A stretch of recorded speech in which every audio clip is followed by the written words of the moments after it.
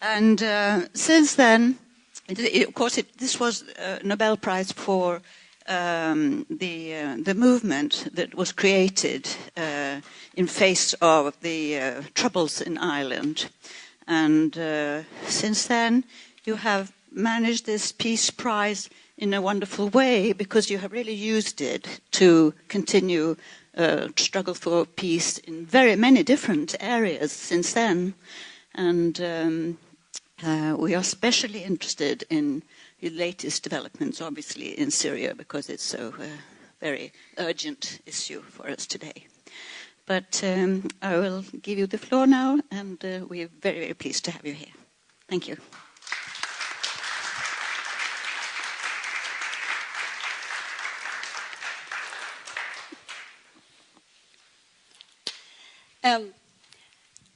Good afternoon, everyone.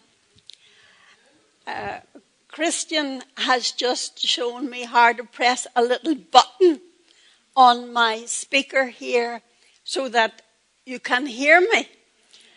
And I'm sure my husband would love a similar button.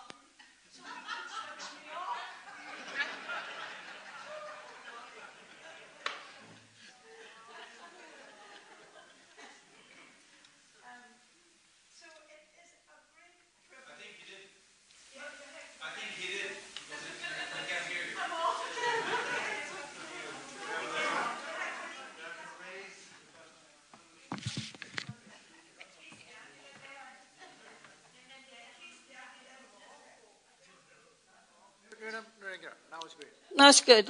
That's good.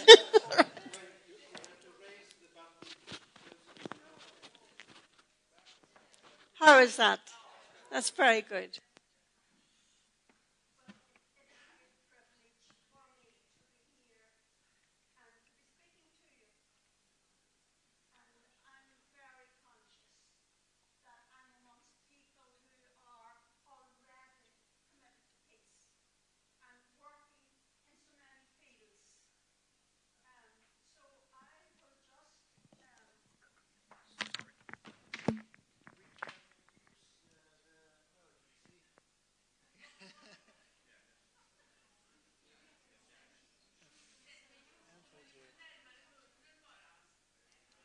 Hello? Yes.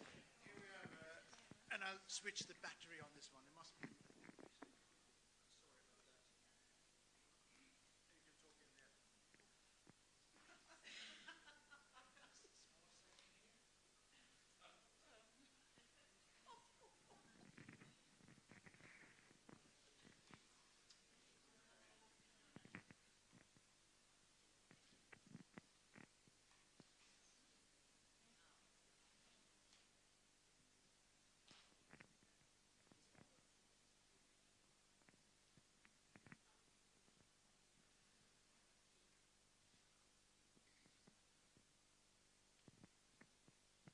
Just use the hand mic and go ahead. Oh, that's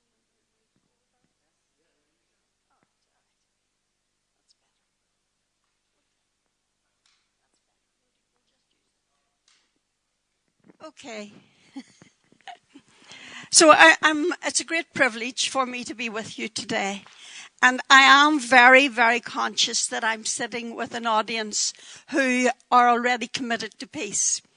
You know, because you're here for your weekend and you've come to listen and to share and to learn. And that's wonderful. So thank you very, very much. Tack till the Swedish people. So I just want to share a few experiences with you that have moved me in my journey to peace. I won the Nobel Peace Prize in 1976. And why myself and Betty Williams were awarded the Nobel Peace Prize was that in 1976, my young sister Anne went walking with her children, and 3 of them were killed in a clash between the Irish Republican Army and the British Army. And she herself was dangerously ill and not expected to live. She subsequently did recover for a short time and really then died of a broken heart sometime later. But whenever Anne died, it was the culmination of ongoing conflict in Northern Ireland, where every single day on our streets throughout the north, there was bombings and shootings and killings and destruction. And it was horrific to be involved in that. And no one seemed to know what to do about it. So whenever we came out in 76, it was a reaction from all the people throughout the north of Ireland simply saying, this violence has got to stop. We can't take any more of this. We've had enough of this violent conflict. Stop it. There has got to be another way to solve our problems. Now that was this very simple message, a simple message to the world. We reject the use of violence and war and killing, and we dedicate ourselves to building a non-violent society, a non-killing, a peaceful society. So we took that commitment, and we took that commitment very, very seriously, because we recognized that the conflict we were involved in would not be solved overnight. It was a lifetime commitment to non-violence.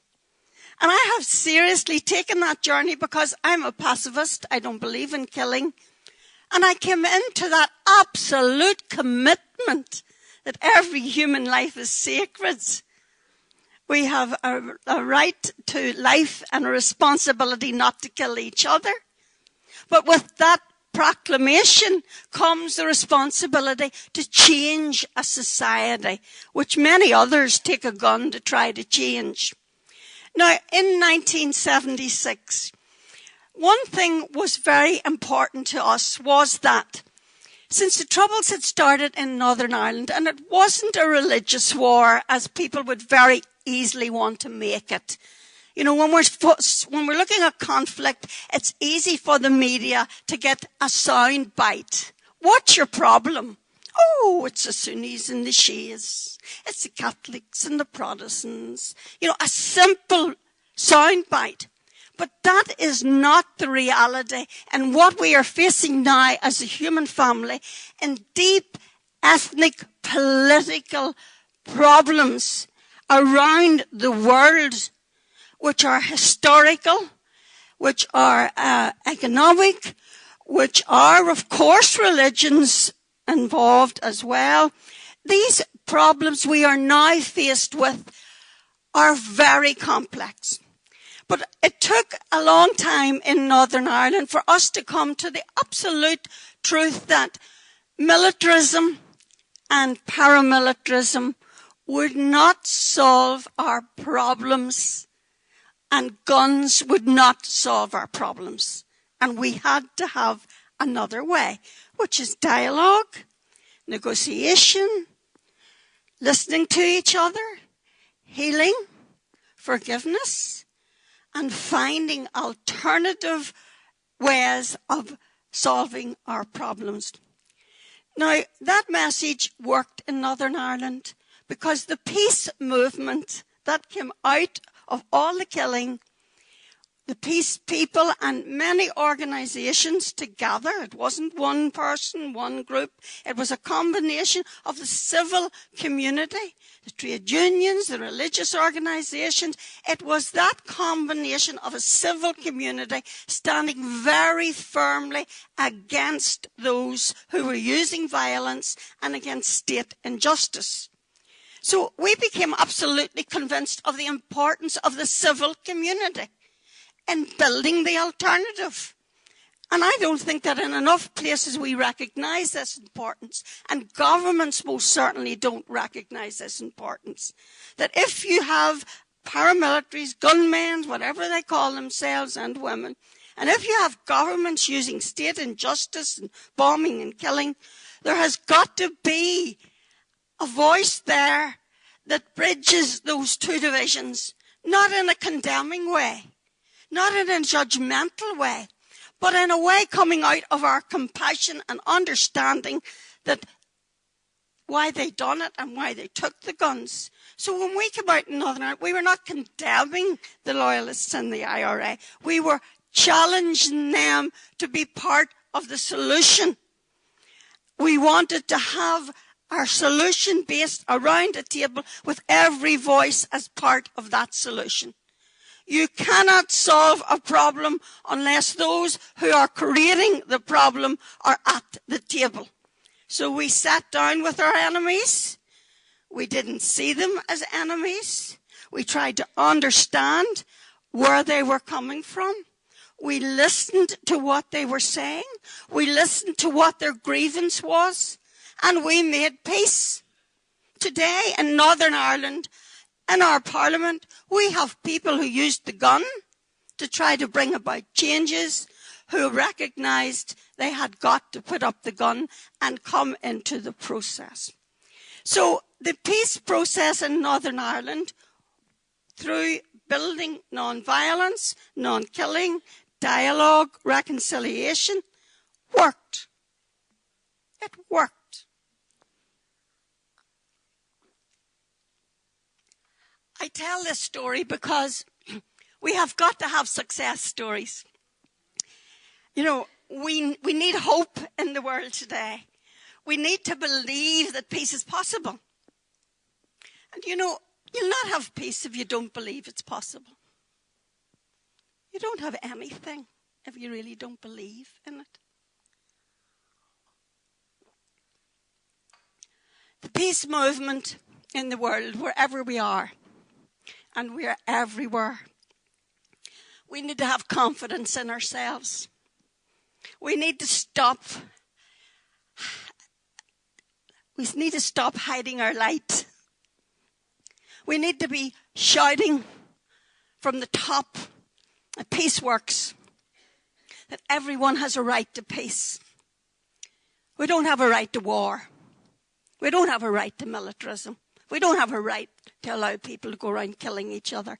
We don't have a right to allow governments to go off and bomb another country and kill people and destroy their country and their livelihoods. We don't have that right.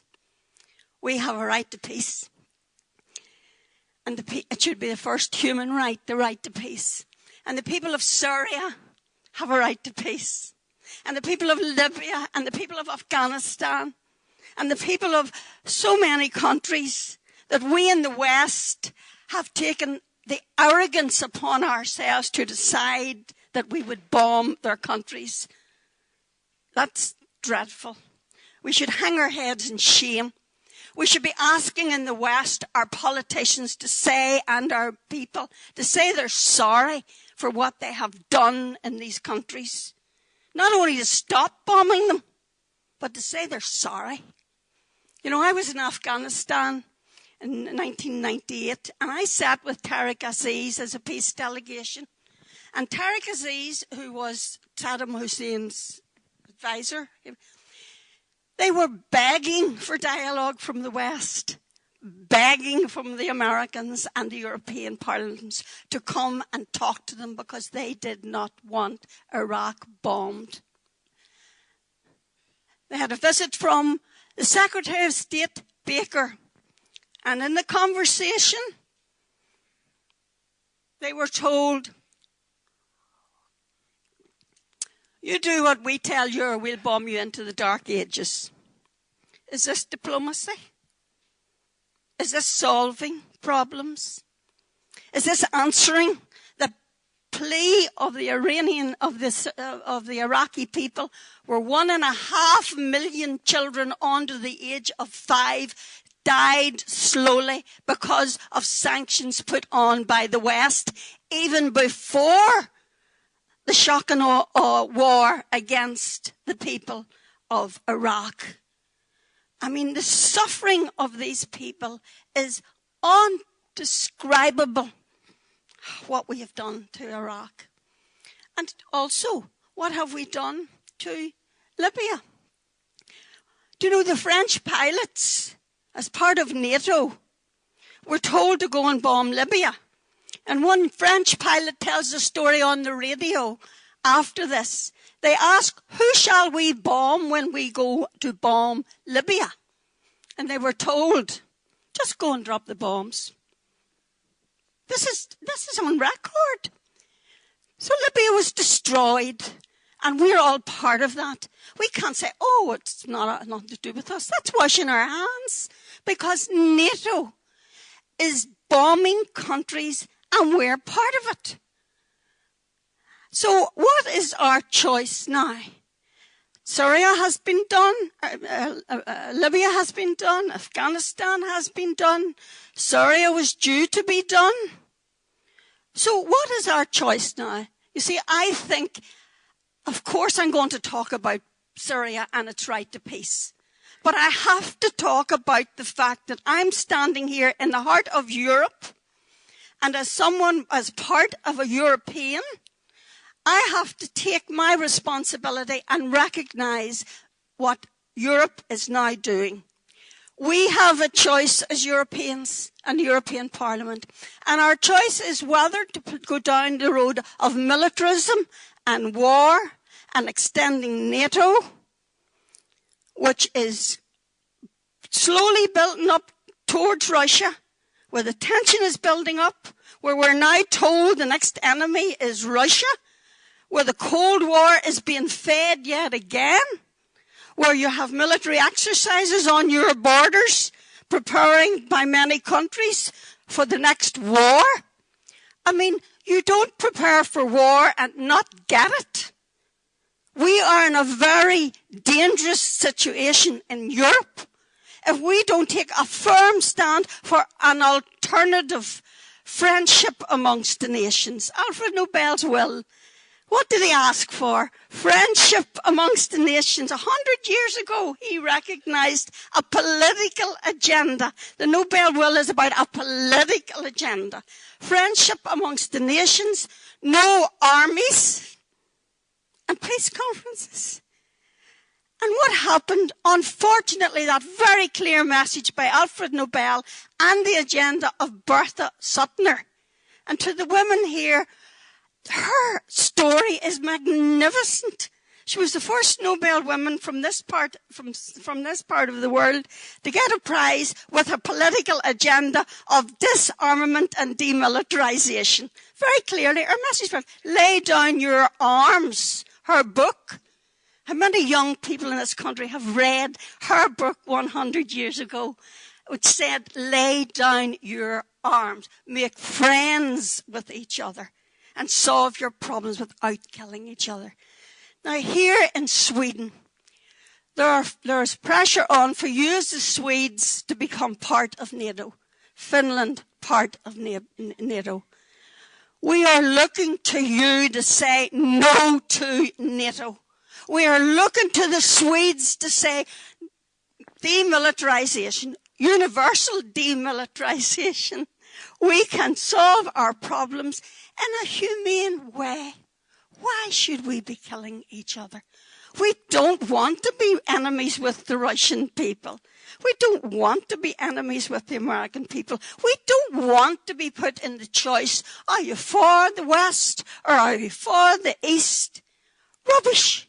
We are a united human family. We're one family now. We're interconnected. We were, just earlier on this year, we were in North Korea, marching 30 women from around the world. We flew from Beijing to Pyongyang in North Korea. We marched with thousands of North Korean women. Thousands. And their message from North Korea is peace. We want peace. We don't want war. We marched from North Korea into South Korea. Their message, peace. We want peace. We don't want war. So let us not allow the elite weapons and warmongers, because there's money in war and there's money in weapons. Let us not allow them or the corporate media to demonize the North Korean people so that we can go and be prepared and go to war with the North Koreans.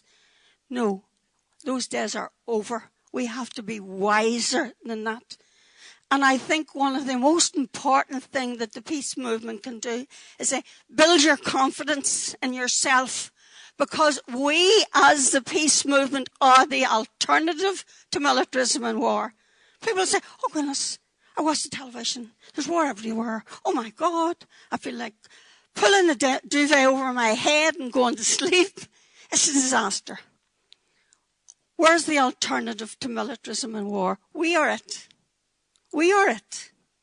And there are millions and millions and millions of us around the world. We are not alone. You have the movement of the people.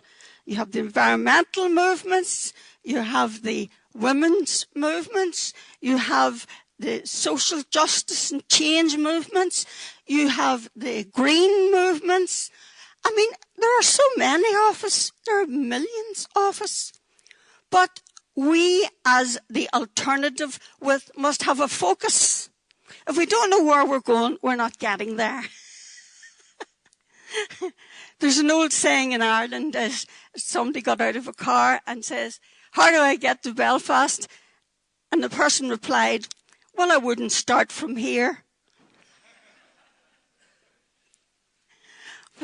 Well, look, in this day and age, we're bound to know where we're starting from. And we're starting from the line that militarism and war and nuclear weapons and killing each other is over. That's amazing. It's over. It's over. And when we start from that, and where are we going? We're going to universal demilitarization. We're going to demilitarize the world, wherever we are. And we start with ourselves. We start in our own hearts by trying to live as genuinely as possible and being fully alive as a human being and enjoying the journey. You know, there's great joy in it. And there's great hope in it. And there's great people everywhere. And seeing the good in the people and in the politicians. You know, I don't like the blame game that we must identify and blame somebody. I believe we're mistake people. We all make mistakes. We all get it wrong. We all perhaps go on the wrong road. But if we live out of an informed conscience,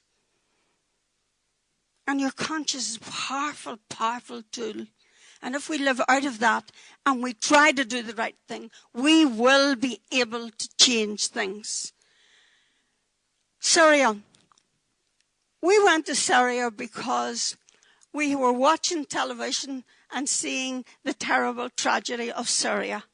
And 3 years ago, the Patriarch Latham from Damascus sent someone to visit us in Belfast with a letter, "Come to Syria, we need you." So we made up a delegation, ordinary peace activists. We had found a bit of money. Like all peace activists, we're always broke. The peace movement is great.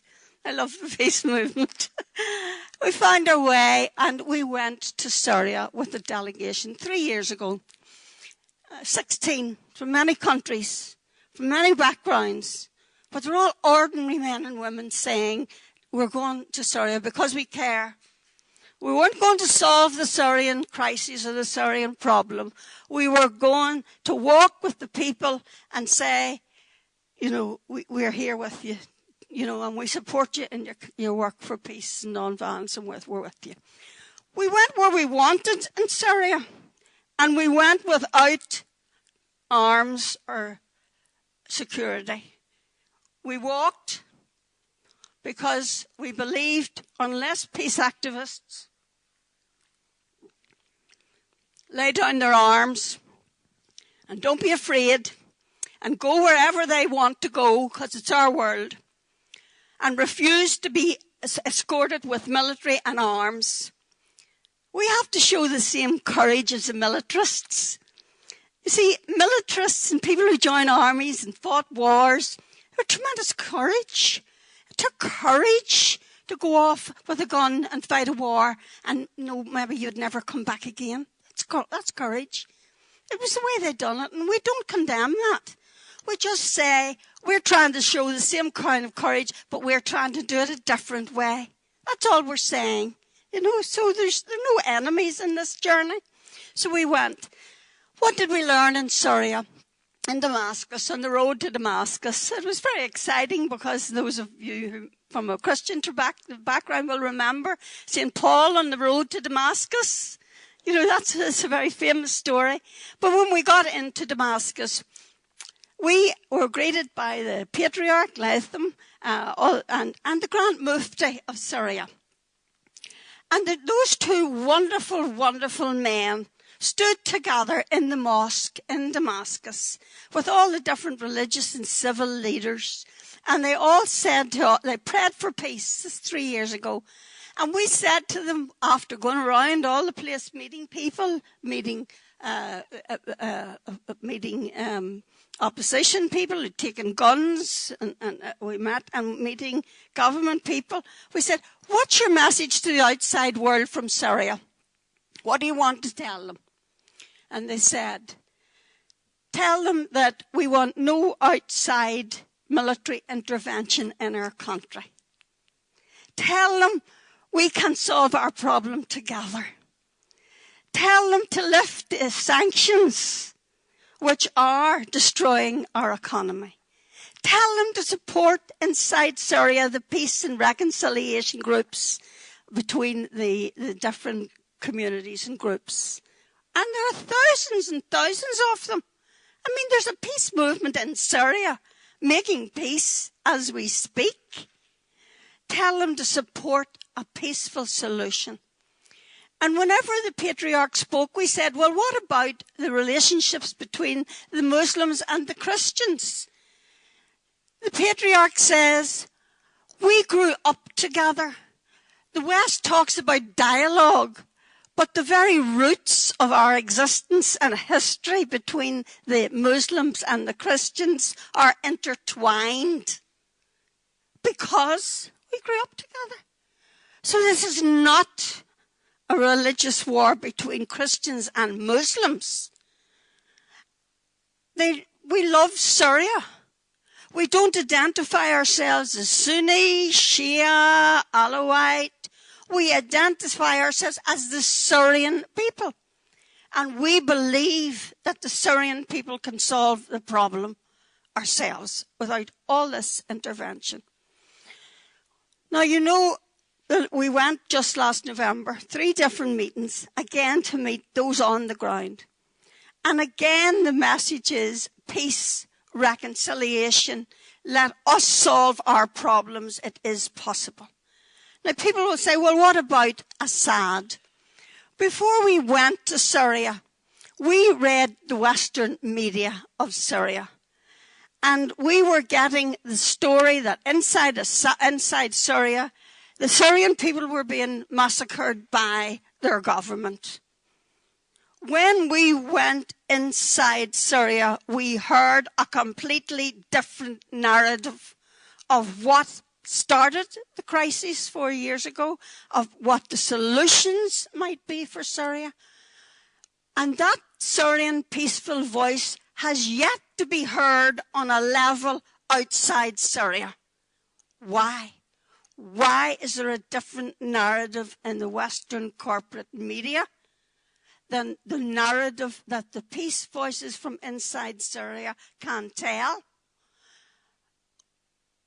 When we went in November to the mosque, Dr. Hassoun, the chief, the Mufti, asked us, please get me an invite and make it possible for me to get a visa so I can actually get out of Syria for a while in order to meet Muslim people and to tell other people the true narrative of what happened in Syria and how we may go forward in solving our problem without more militaries, more war, and more countries, more governments destroying our countries. Isn't that a tragedy that that man had to say, I'll pay my own fare to come to tell my story? So if we do nothing else, We must listen to the peace voices of the people of Syria, like Dr. And also the patriarch of Syria. We must get them out and listen to how they're going to solve the problem. If we continue down the road of telling the Syrian people, telling the Iraqi people, telling Libya how it must solve its problems, that surely is racism, colonialism, imperialism, arrogance of the West, and feeling they have the answers. How arrogant must we be? We have got with humility to say, we don't have the answers here. Yes, when refugees come onto our shores here, we admit we created them.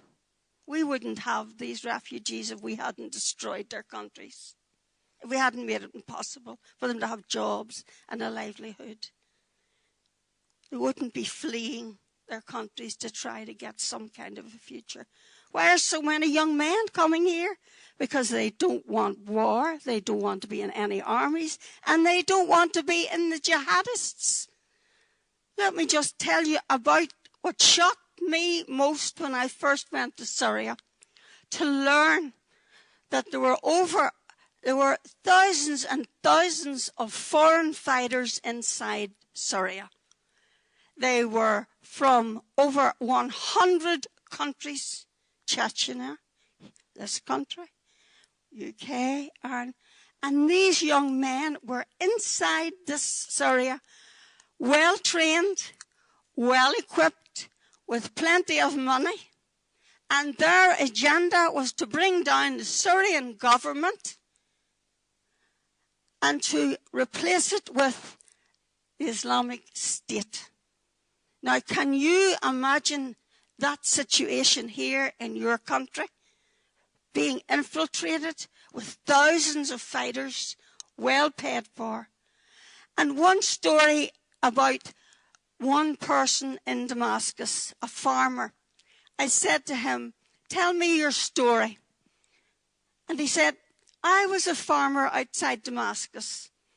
And when the famine came, and there's a history to that which we haven't much time to go into, but when the famine came, we couldn't feed our families. So we fled from the rural districts into the urban Damascus. And there were thousands and thousands of us. And the government couldn't cope. And we went looking for jobs, and I couldn't get a job. So what I done was, when I was asked by a foreign fighter, a jihadist, and told how much money I could earn, then I joined them. And why did you leave them then? He says, because the Islamic State are Salafists, they're fundamentalists, they're extremists. If you don't agree with them, then you are an infidel. And he says, and they were extremely cruel in what they were doing. And I couldn't in conscience be part of that cruelty. So I left them, and I have agreed to be part of the government's amnesty, because the Syrian government has had several amnesties where they said to fighters, look, come in, put up your guns. We need to bring the country forward. So what is happening in Syria is a proxy war supported by outside governments and funded by outside governments. Saudi Arabia, Qatar, the West. You know, this nonsense of funding the moderate fighters inside these countries. This nonsense of having the policy of regime change. You demonize a leader, and you demonize them enough that then the world says, you have to do something. Oh, he's a bad dictator. We have to do something about this bad dictator. And we all get very mad about these bad dictators. But you know, if doing something means sending in militarisms and armies and killing people, extrajudicial murder, which is the policy now of many of our governments, including America. You know, when you drop a bomb to get one person on, a whole community dies. I mean, this is, you know, you almost such savagery. Now, also to the military mindset within Syria, where they're trying to stop the Islamists by bombing areas, which is destroying the homes of their very people. I mean, that's madness. That is crazy. So we need to somehow say there are different ways to solve these problems. Syria, lift the sanctions. Encourage the people within Syria in the peace process. Let all parties to the conflict be parties to the solution. Speak to Assad and the Syrian government and the opposition party. Let them make opportunities for them around the table to solve their problem and support them. You know, a place like this can support the peace activists in Homs who are rebuilding homes, and we've met them. We were in Homs and we've seen people, the peace activists, rebuilding their city. Support them. Help them rebuild their city. But help them with money. Help them with when refugees come here. Take care of them. Show them a home here.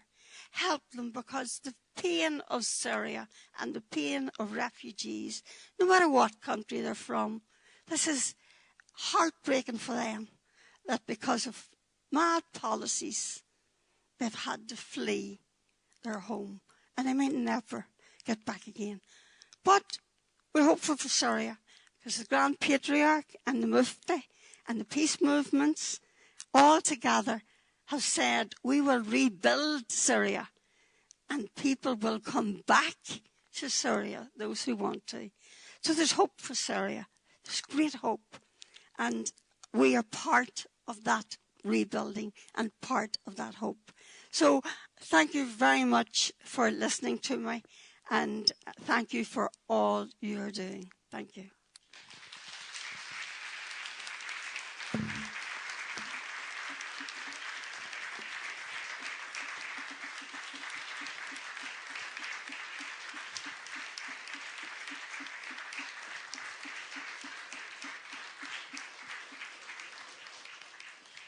Thank you so much, Mairead, for putting into words what we feel very strongly about, but don't always express ourselves. I mean, we sit at our meetings and we write our minutes and we do the basic work, and then it's such an inspiration to hear you express it for us, what we're doing and what we mean to do.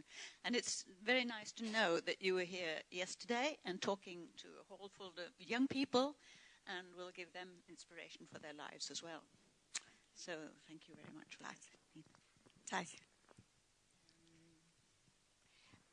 Could I just ask you a question about your the early years of the movement in Ireland? You shared the Peace Prize with a woman, and were the women sort of inspirational in the starting of that movement, or was it a communal thing between men and women? Well, it was very much an emotional response from the ongoing killings and deaths, and people just feeling, I've got to go out there and do something. So in 1976, thousands and thousands of women, 90% were ordinary women who'd never done a political action in their life, but they just felt that they could no longer remain silent. So it has 90%, and there were men in the movement, but most certainly it was women focused to a great extent. We had thousands and thousands of marches all up and down, huge marches up and down Northern Ireland, and also in the south, people mobilised and marched, and throughout England and in other countries. It just seemed to be a movement that touched people's hearts, and that we just said very clearly, this violence has got to stop. We have got to live another way. It was a very simple message, but people responded to it. And so after holding the rallies for 6 months, there was a 70% decrease in the rate of violence, and it never went back to that. So I think it sent out very clearly messages to those who are using guns that, you know, you've had your day, this is finished. And many women in our movement had actually sons in the different paramilitary groups who would have been using the armed struggle and violence and that turned around. So it was a huge increase. Now, it didn't bring peace immediately. There were lots of hiccups along the way, but it did eventually lead to the peace process. And around the table in the peace process, there were again women from Northern Ireland who brought to the table during the peace process and done a great, great contribution. They formed a political party, and at the table they talked about prisoners' rights and family rights and women's rights. They brought a new agenda, and I think Resolution 1325 from the UN is something important that we can bring to the table, because for the peace process now, for Syria, it's going to be a long journey, but there are wonderful women inside Syria, and we hope that they will be well represented at the table for the peace negotiations. So women have a very, very important role to play. Our Foreign Minister, Margot Wallström, is taking initiative to introduce women negotiators in the peace process now. Possibly the best expression in Gothenburg of solidarity and of gathering a lot of people was in 2003, before the Iraq war and the invasion then, because we had the biggest demonstration ever in Gothenburg at that time. We were trying to get as much opinion as possible against NATO. We haven't quite got that sort of a momentum as yet. But the Syrian disaster is one thing, and the Palestine-Israeli conflict, which has been going on so long. I know you've been involved in that as well. Do you see any hope there, or do you feel that the peace movement has a role to play? Well, I think with regard to out of NATO, that's a simple message to the world from this movement for peace out of NATO. And I was in Rome a couple of weeks ago at a wonderful conference with many hundred people in the Italian Parliament. And they showed a video of NATO, its history, how much it's costing, how many people have died, how many wars they have fought. And that video was very well worth watching. And they were discussing in Italy what about Italy's and getting out of NATO. So the movement is there, it's starting, and you're part of that movement. I think link in with people right across Europe, because we need Europe to be a reformed Europe. We're witnessing now, we come from Northern Ireland, part of the UK, and we have seen David Cameron talking about the UK out of Europe. Many of us do not want to see Europe break up.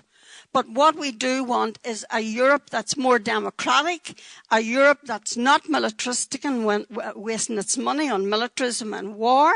We want to see a reformed Europe. And this is part of what people are really feeling in the like of the UK. I hope that the vote will go, we stay in Europe. But it does reflect the frustration of people in their countries that they have no say in the fact that NATO goes to these wars and that NATO's wasting our money. We're completely isolated from that. We don't want it, but we've no say in it. So we have got to form, there's a democracy deficit all around the place, and Europe has got to recognise that and do something about that. With regard to the question on Palestine and Israel, I've gone many, many times into Palestine, and I really think the whole question in the Middle East, I've been deported from Israel 3 times because I went in the Free Gaza boat, and I think the whole question of the Middle East, from what we've learned going there very often, is that unless the Palestinian question is going to be solved, there will not be peace in the Middle East, because there is a pain at the heart of the Arab world, a pain at the heart of the Islamic world. They feel that they have been marginalised, isolated, bombed, excluded, and I mean, we really shouldn't have to ask ourselves, where does the Islamic State come from? It's easy to understand where Islamic State fighters come from. if we lived in a situation where we're humiliated, we're discriminated against, where wars are carried out in our country, where we're treated like, less than human, you get angrier and angrier and angrier, and some people take to the gun. So we have got to look at this whole question of how we humanize each other and stop putting each other into boxes of, are you this, are you that? We are the human family, and we need to help each other.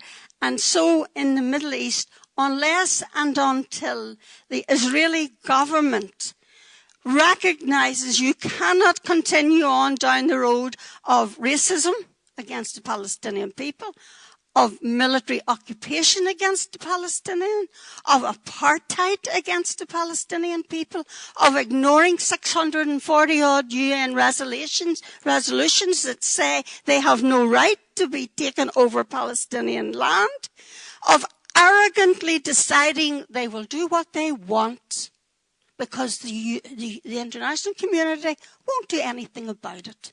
And that's the reality. We've 70 years we have allowed Israel to do what it wants because we mustn't offend the Israelis. I love the Jewish people. I've been in and out of Israel. But I think that it's time we demanded of the Israeli Jewish people who are our friends, enough is enough. You have to give the rights of the Palestinian people because it's the right thing to do, but also because there will never be peace in the Middle East until Israel does the right thing.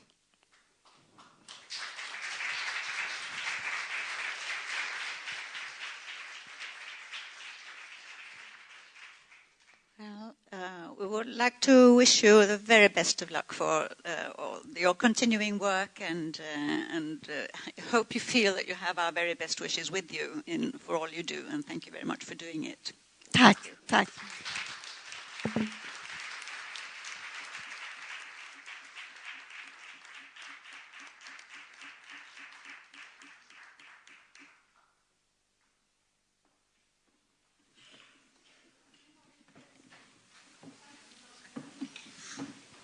Nu har vi lite mingel på programmet här också, så ni är välkomna att stanna kvar en liten stund och prata med varandra.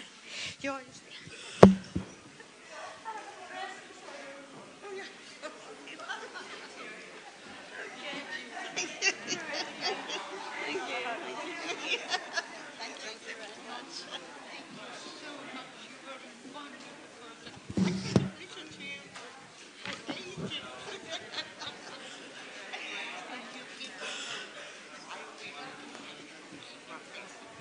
Och så säger vi naturligtvis hjärtligt välkomna till vårt spännande program imorgon också.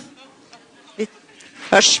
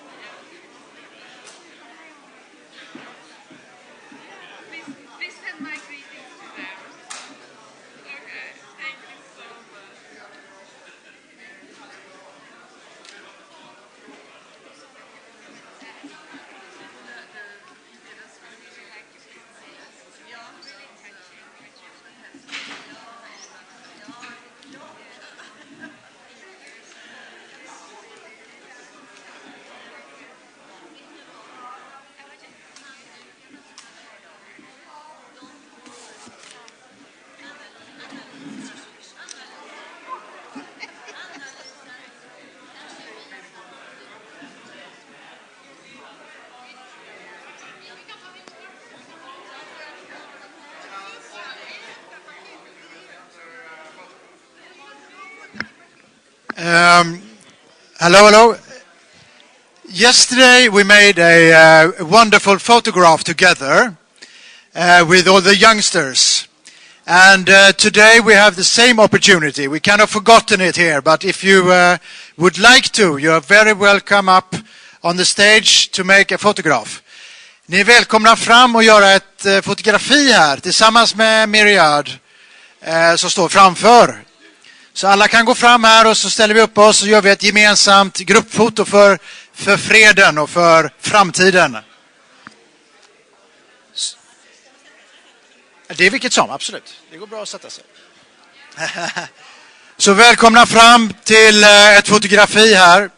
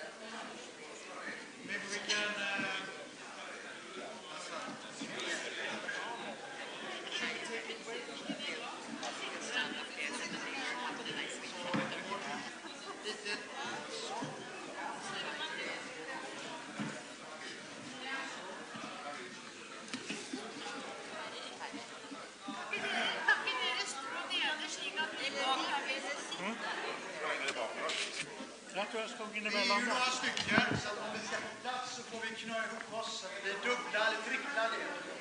Vi får snygga till det här lite grann.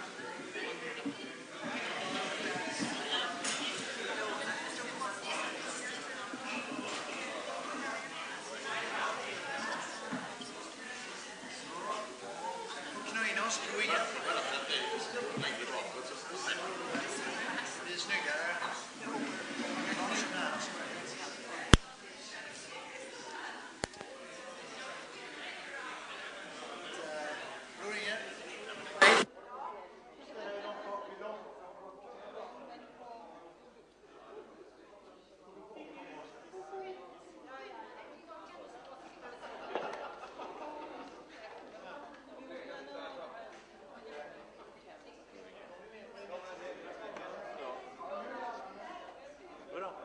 Nu börjar det väl att ta slut här. Vi kanske måste ställa lite. Okay, cheese for peace. Okay, so take 4 photos. Please. Ja, jag kan sätta en liten stund så.